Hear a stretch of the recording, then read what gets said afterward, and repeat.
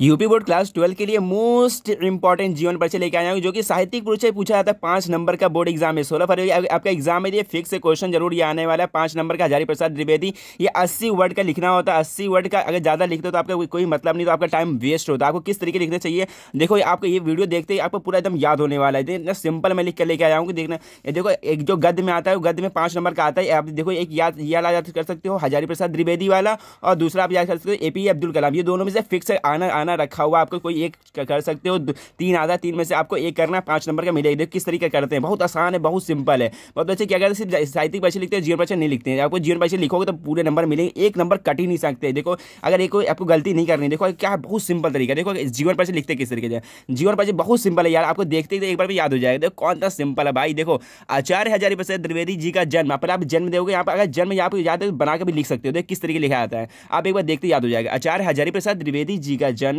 सन 1907 ईस्वी में बलिया जिले के दूबे का छपरा नामक, देखो यहाँ पे इसको अंडरलाइन कर दो, अच्छे दिखे पर साफ साफ दिखेगा। दूबे के छपरा ये गांव का नाम है, गांव ग्राम नाम में हुआ था।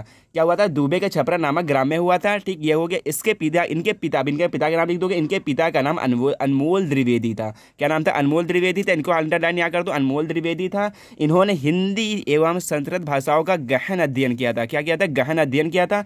ये देखिए, फिर 1947 ईस्वी में भारत सरकार द्वारा पद्म भूषण की उपाधि से विभूषित किया गया था। कितना सिंपल है ना, एकदम देखते एक बार याद हो जाएगा। अगर एक बार 2 बार पढ़ोगे तो लिख दो, याद हो जाएगा। आप इसका स्क्रीनशॉट लेके रख सकते हो, और आप बहुत सिंपल है। एक बार लिख कर दो, एक बार याद करने के बाद लिख कर याद करो, एकदम सिंपल याद हो जाएगा। फिर उसके बाद देखो 19 मई सन 1959 ईस्वी को रोग से पीड़ित होने के कारण यह महान साहित्यकार क्या हो गए थे, साहित्यकार स्वर्ग सिधार गए थे। बस इतना जीवन परिचय हो गया आपका। इतना जीवन परिचय बहुत सिंपल है। एक बार याद कर लिखोगे, एक बार पढ़ोगे तो याद हो जाएगा। बहुत सिंपल है ये। आपका 5 नंबर है तो 80 वर्ड का लिखना है। देखिए यहाँ पे अभी कम से कम 40 वर्ड हुआ होगा, कम से कम 50 वर्ड हो गया होगा। इतने में साहित्यिक परिचय देना बहुत जरूरी है। साहित्यिक परिचय नहीं दिया तो आपको नंबर नहीं मिलता है। अब देखो साहित्यिक परिचय बहुत ही सिंपल होता है। इसमें आप उनके जीवन के बारे में जो प्रमुख जो विशेषताएं होती है वो लिखनी होती है। साहित्यिक परिचय में आप यहाँ से ब्लैक में हेडिंग डालोगे। साहित्यिक परिचय में कॉपी, आपको इतनी बड़ी कॉपी मिलेगी। बस आपको देखो ऐसे लिखना है, एक पेज से ज़्यादा लिखना, ज़्यादा लंबा मत लिखने की कोशिश करना, आपका टाइम वेस्ट होगा। आपका एक गद्य में पद्यमी व्यक्ति आता है। आचार्य हजारी प्रसाद द्विवेदी जी साहित्य के प्रख्यात निबंधकार, आलोचक, संपादक एवं उपन्यासकार के अतिरिक्त एक सफल अध्यापक भी थे। देखो यहाँ पे ये 3 लाइन में कितनी बढ़िया लाइन लिख दी गई है। वो स्टार्टिंग का वो एक लाइन ही देखता है, बस वो देखकर चेक कर देगा। हजारी प्रसाद द्विवेदी जी का देखो क्या, आचार्य हजारी प्रसाद द्विवेदी साहित्य के प्रख्यात निबंधकार, आलोचक, बस ये लिख दोगे। ठीक है, ये तो मेन घटना यहाँ पे थी। अभी देखिए यहाँ तीसरा नाम क्या है, ये बंगला तथा संस्कृत के प्रख्यात विद्वान भी थे। बंगला तथा आप लिख सकते हो, उर्दू के प्रख्यात विद्वान भी थे।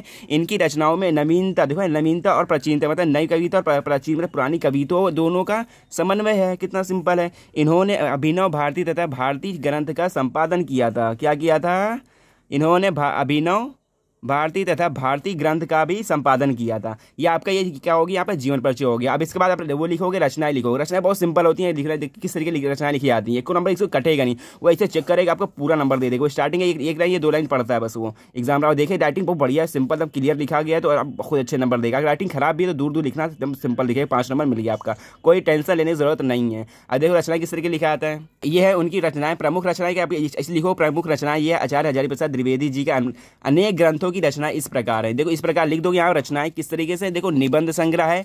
ठीक, निबंध संग्रह अशोक के फूल और कूटज है। और दूसरा क्या, उपन्यास है। उपन्यास बाणभट्ट की याद में था, अनाम दोष का पोता। ये 2 लिख दोगे। इतिहास इस तरीके से लिखोगे तो आपको पूरे नंबर मिलेंगे, 5 नंबर पूरे मिलेंगे। अगर सिर्फ ये नहीं लिखते हो, आगे लिख दो एक नंबर डाल लिखते हो, अशोक का फूल, और दूसरा डालते कूटज डालते हो, बाणभट्ट की आत्मकथा डालते हो, तो आपको भी नंबर यहाँ पर मिल जाएगा। 5 नंबर आपका फिक्स हो गया। बस सिंपल यही जीवन परिचय आपका। बस 5 साहित्यिक परिचय आपको ऐसे लिखना होगा बोर्ड में। आप किसी प्रैक्टिस कर लो, बहुत ही सिंपल है। तो मिलते हैं नेक्स्ट वीडियो में। चैनल जो नए हैं वो सब्सक्राइब करना, ऐसी मिलती है बोर्ड एग्जाम पर। बस सो बाय।